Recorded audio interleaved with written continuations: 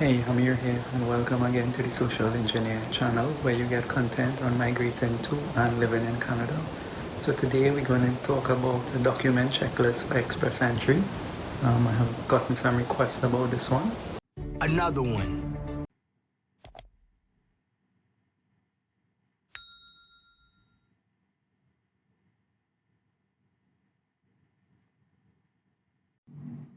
Hey guys, so welcome again. So today, as said earlier, I wanted to do a document checklist, and this is specific to express entry or federal skilled workers.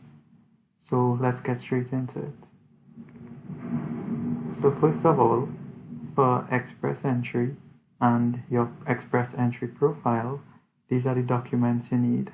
Your passports. Well, you should have this already, so this shouldn't be anything too difficult. If you don't, well, you need to start the application process and get through with it and have your passport in hand and ready to apply for express entry.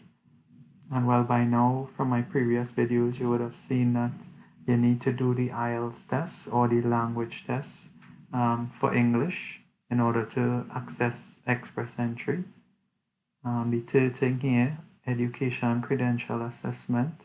As mentioned before, this was done with World Education Services or WES, and you will get a report once this is completed to indicate Canadian equivalency of your education.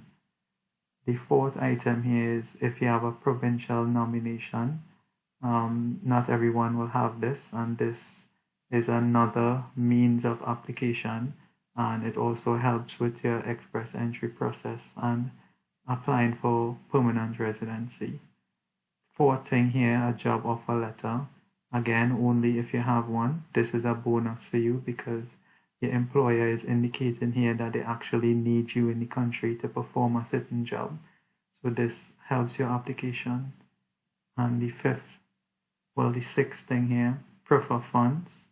Example, 3 month statement. So for me, my accounts, I got a statement including the last 3 months, which really indicates that you have a sustained amount of money, and it also shows that you didn't just stockpile money in an account to show that you have the suitable funds. So they could see over a 3 month period of time what your net worth or your history of income is. And that helps your express entry profile as well. So moving on, for the actual application now, the documents that you will need, police certificate or your certificate of character. It's variable the amount of time this takes because most of these have to go to the Port of Spain police headquarters to get verified if you're applying from Trinidad. I guess from other countries, it might be the same. You have a main office where these go and you request your certificate of character. But it's very easy to apply for and very easy to obtain.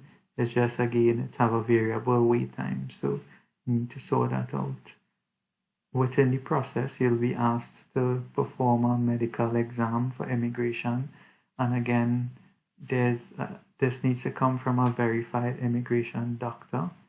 There's a website that you can go on to find who is the immigration doctor in your country. If you're from Trinidad, there's one in Port of Spain. I can't remember his name now, but I'll try to get the link in the description below so you could go and search to see which one and in which country there's an immigration doctor that you can use. The third one here, if you are applying with someone or as a couple, you would need your marriage certificate. If you are a widow, you'll need that certificate. If you are divorced, you'll need your divorce certificate.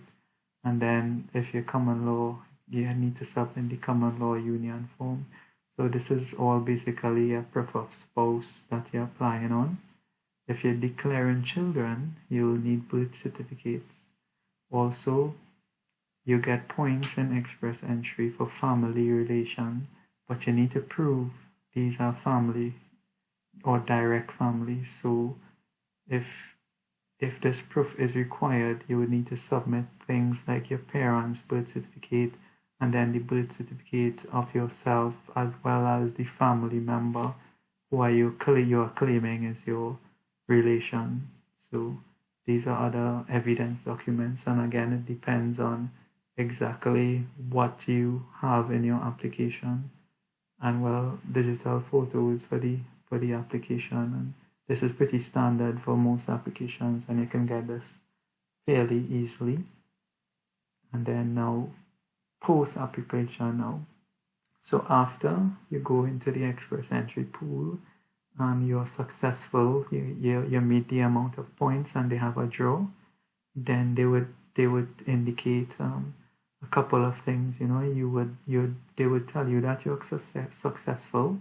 You will get your approved COPR, or confirmation of permanent residency, and within that you would have to liaise with the Canadian embassy in your country, and in that embassy you'd be able to get the IM1 visa for one-way entry to land. So you have your approved confirmation of permanent residency, and by liaising with your embassy, and they will call you and email you and make sure you're in the loop, and you'll go through the various steps where they will take your biometric data and then they will grant you the IM1 visa. Now, this IM1 visa, even if you have a tourist visa or a travel visa to Canada, this IM1 visa supersedes that travel visa. So this would be your main visa here, because this is really your application for permanent residency, and it's enabling you to land in Canada, and it's a one-way entry. So once you get this IM1 visa, you use this to go and land in the country, and then while you're in the country on this trip, you apply for your permanent residency card or your PR card, and that is what you'll be using. You'll get that. It varies, but within 1 month, 3 weeks to 1 month, you would be able to get your PR card, and you would use this to fly back and forth if you would like.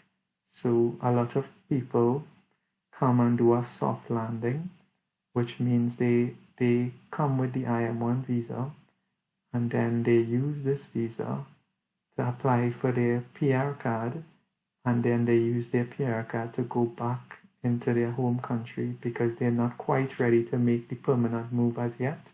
If you're doing this, just keep in mind that when you get your PR card, you need to live in Canada for 2 years out of the 5 years to renew your PR card.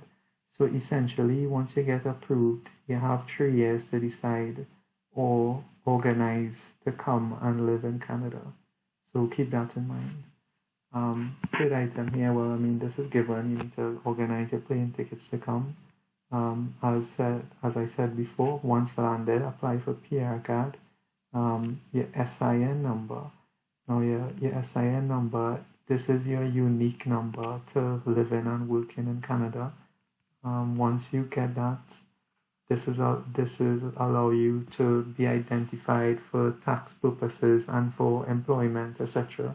So it's very important. So once you move to Canada, you need to get this SIN number, especially to get employment and to relate to your employer and to pay taxes. Your OHIP card, your health card. So this is what you would use to get basically your free healthcare here in the country, and whichever hospital or doctor you go to, you need to display this OHIP card. And I could do some videos on how you apply for each one of these later on, but it's just something to keep in mind that this is what you need to do. Again, driver's license is another one. There are some other documents that you would need for this one, but I would do that in another video soon. And well, as I mentioned before, to be able to renew your PR card, you need to live in Canada at least 2 years out of the 5-year period. This one below here, that is very important as well. You need to have a job history letters, if you could, from each place of employment, and this helps a lot, and I'll tell you why. when you do get a job here in Canada, they would want to do a background check on you. And if you already have these job letters and job history letters handy, it'd be very easy to send those letters to them, and then they could contact the HR person in those letters, or it's a good way to show you already have proof, and then the contact of the background checks, etc., would be very easy, and they already know that you are saying the truth, and what you're telling them is actually in line with what the expectations are as an employer.